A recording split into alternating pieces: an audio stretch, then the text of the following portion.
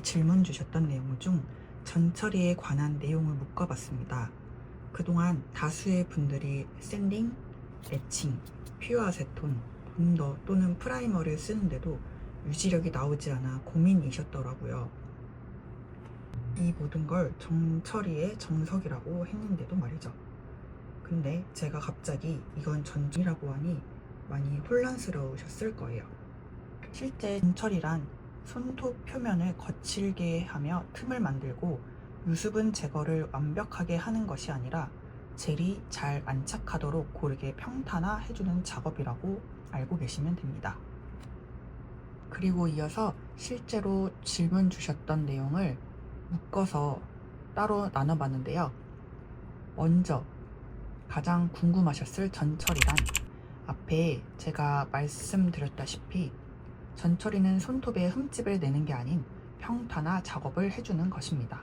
전처리 작업 순서는 원래는 이렇게 알고 계시겠지만 실제로는 간단한 방법이 유지력에 더 도움이 됩니다. 프라이머는 pH 조절과 표면 탈수 역할을 하고 있고, 본더는 젤과 손톱 사이 접착 보조제라고 생각하시면 됩니다. 과거에는 샌딩, 탈수, 프라이머, 본더로 표면을 붙여야 했지만 지금 젤 시스템은 접착이 아닌 안착을 먼저 고려합니다. 그래서 구조 전처리가 되어 있으면 본더나 프라이머가 오히려 방해되는 경우도 많습니다. 같은 젤을 써도 유지력이 다른 이유는 지금까지 말씀드린 이런 과정이 같은 젤을 써도 유지력이 다른 이유입니다. 그리고 울퉁불퉁한 손톱이 잘 떨어지는 이유를 질문 주셨어요. 울퉁불퉁한 손톱은 붙이는 면이 넓어 보이지만 실제로는 힘이 한 부분에 몰려서 더 쉽게 떨어집니다. 저는 그래서 먼저 표면을 최대한 평탄화하고 베이스로 구조를 잡아주는 방식으로 들어갑니다. 처음엔 뜨는 구간이 있어도 전체 구조가 받쳐주기 때문에 떨어지지는 않고 두세 번 반복하면 손톱이 아예 안정되는 형태로 자라기 시작합니다. 큐티클을 자주 건드리는 분들이 이런 패턴이 많습니다. 그리고 샌딩은 몇 그릿으로 하는지 물어보시는 분도 계셨어요. 일반적으로 젤이 안 들어갈 때는 이런 샌딩 화일을 이용하고요.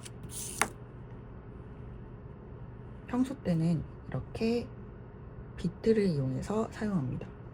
180에서 200 이상 정도로 해주시면 됩니다. 그리고 손끝 유지력 높이는 법도 물어보셨어요.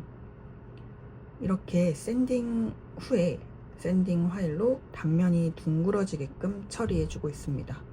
손끝 유지력이 떨어진다면 이 방법으로 해보시면 좋겠습니다. 그리고 사이드 들뜸.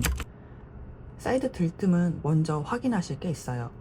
내가 루즈 스킨을 제대로 제거를 했는지 확인을 하시고, 그게 만약 됐는데도 그랬다면 이전에 전처리 하실 때 구석구석 부분이 퓨어 아세톤이나 다른 제품에 의해서 불안정화가 되어서 그랬을 수도 있습니다.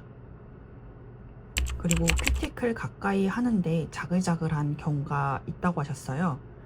사이드 들뜸이랑 비슷한 현상입니다. 제대로 케어가 됐는데도 그랬다면 전처리 과정에서 불안정해졌을 수 있습니다. 샌딩을 하면서 덜 된 부분을 확실하게 해주는 이유도 있어요.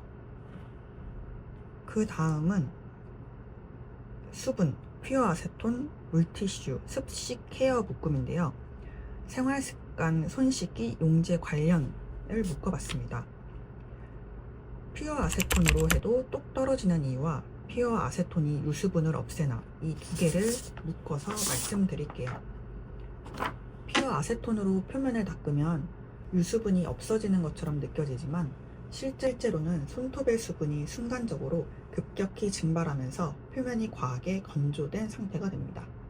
이 상태는 안정된 표면이 아니라 갈라지기 쉬운 건조 필름 같은 상태라 젤이 올라가면 오히려 수축이 더 심해지고, 그래서 똑 하고 떨어질 수 있어요.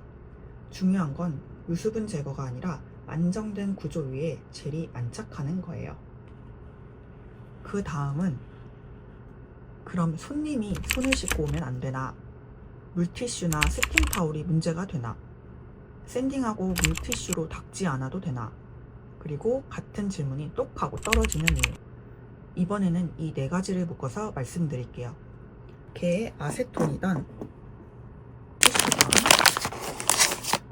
씻고 오던 공통적으로 문제가 되는 건 계면이 불안정해진다는 점입니다. 이 올라가는 표면은 완전히 깨끗한 상태가 아니라 안정된 표면 장력이 유지돼야 하는데 물이나 비눗물, 아세톤으로 표면이 갑자기 젖거나 과하게 건조되면 이 계면이 망가지면서 젤이 응집하려고 하고 그래서 수축이 커지고 똑 떨어지는 겁니다. 그리고 많은 질문이 있었어요. 습식 케어를 해도 괜찮은지. 괜찮습니다. 습식 케어 자체는 괜찮아요. 다만 물이나 스팀 타올로 케어를 하면 손톱 표면의 계면이 잠깐 흔들리는 상태가 됩니다.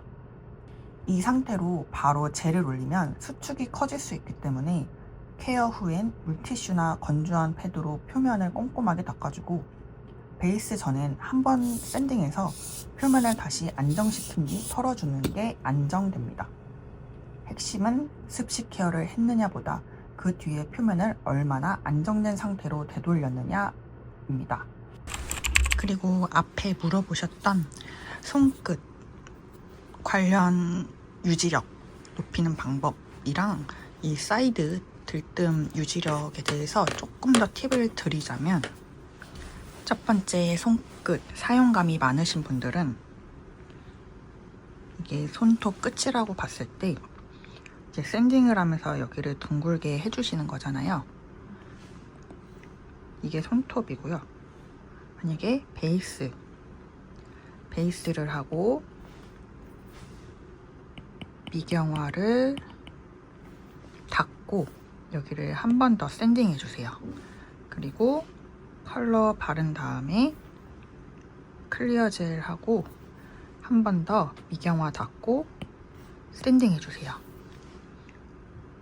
그리고 탑을 바르면 이제 손끝은 충격을 받았을 때 그 충격을 흡수하는 구조가 됩니다.